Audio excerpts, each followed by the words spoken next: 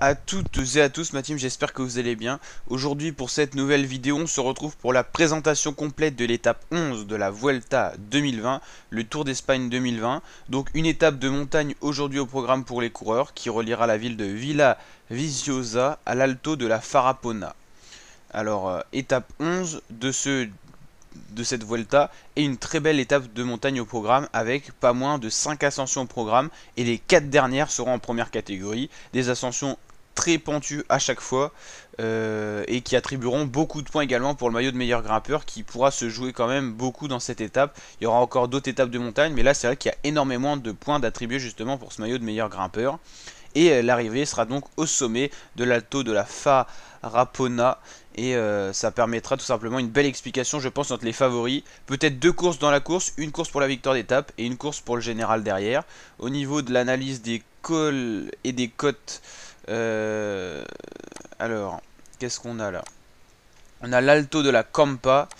Alors, la Campa, c'est le premier, je crois. Oui, donc c'est vraiment la troisième catégorie. On n'a pas trop d'informations. L'Alto de la Coladona, c'est 7 km à 6,5% de moyenne. Donc ça va encore, c'est pas si pentu que ça. Pour les coureurs, ça va encore. 9 km 8 à 9% de moyenne. L'Alto de la Corbertoria, c'est beaucoup plus pentu. Et par rapport aux couleurs, c'est vrai qu'on a l'impression que c'est pas si pentu que ça. Mais en fait, c'est quand même les pourcentages. Excusez-moi, les pourcentages en violet sont quand même les plus élevés. Donc ça va de 12, 13, 11. Et le Puerto de San Lorenzo.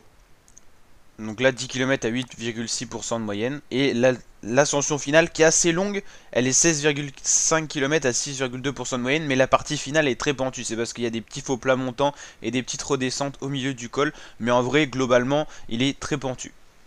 Surtout dans ces, on va dire, allez, 6 derniers kilomètres qui sont vraiment assez incroyables au niveau des pentes. Le classement général avant le départ de cette étape, on va aller le voir. C'est. Alors là, il y a peut-être une erreur. Normalement, c'est Richard Carapace qui avait gardé le rouge. C'est ça qui est assez impressionnant. Alors.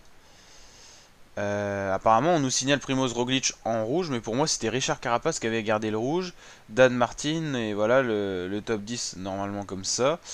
Mais alors là je suis surpris. Alors les favoris, bah bien sûr Primoz Roglic qui a gagné beaucoup d'étapes déjà, je crois 3. À 2 étoiles Michael Woods et Richard Carapaz. Alors je vais pas vous dire le porteur du maillot rouge Richard Carapaz parce que j'en suis pas sûr. Guillaume Martin qui a montré hier qu'il était en forme. On a aussi David Gaudu, Dan Martin, Hugues Cartier, enfin les principaux favoris avec tout le top 10 en fait. Henrik Mas, Félix Groschartner, Marc Soler, Alejandro Valverde.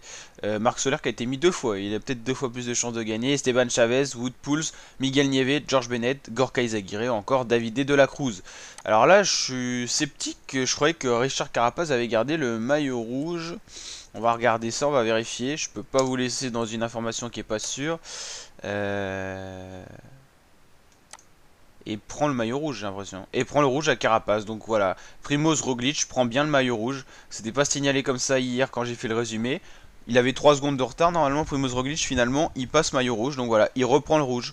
C'est l'information à souligner lors de cette présentation qui s'est élargie au final à cette information. Donc voilà, n'hésitez pas à liker si ça vous a plu et à vous abonner à ma chaîne YouTube pour d'autres vidéos de ce genre. Je vous dis à très bientôt pour de nouvelles vidéos. Ciao ma team et à très bientôt.